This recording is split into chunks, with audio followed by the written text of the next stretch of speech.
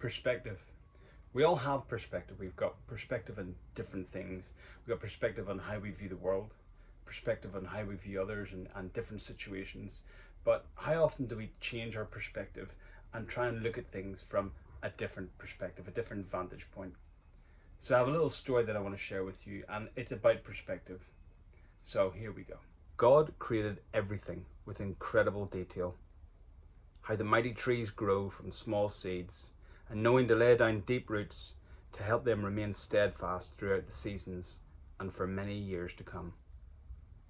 But there was one tree whose life was destined for something more, the most important job that any tree could have.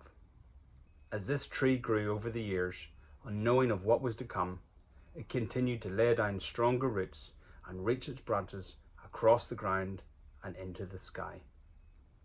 It provided shade for all those who came near, and a home for the birds to nest in, and the insects who chose to burrow deep within its roots. This tree became a home, a shelter, and a whole world for so many. That was until one particular day. A day that someone decided to cut the tree from the ground. And suddenly all those who had built their life around, in and under the tree had to flee. The tree, broken from its roots, whose branches were torn from its trunk, now lay helpless on the ground. The torture did not stop there. The tree was milled and cut into rough beams, and as its body was shaped into something new, it felt itself fading away. The life that it had once known, the deep roots, the flowing water within it, the warmth of the sun through its branches, all of this seemed to slip further and further away. It grew dry, empty, thirsty, and eventually everything fell into darkness. And for a long while, the tree felt nothing at all. That was until one day when a man climbed up onto the tree.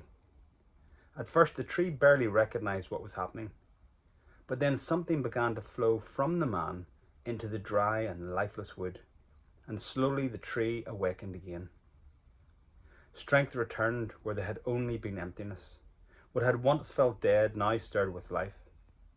But as the tree grew stronger, it sensed that the man was growing weaker. So the tree held him tightly. It held him with all the strength it had left, not yet understanding that the life returning to itself was costing the man everything. Hours later, the man was finally taken down. Gentle hands carried him from the tree and laid him upon the ground.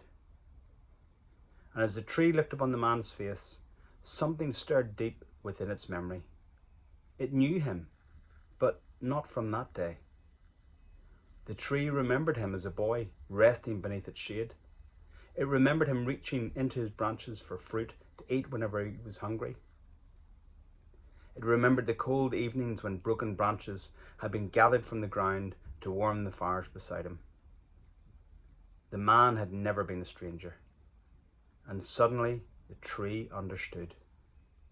Every season of growth, every root pushed deep into the earth, every branch stretched wide in service to others, every storm endured and every axe wound, none had been meaningless.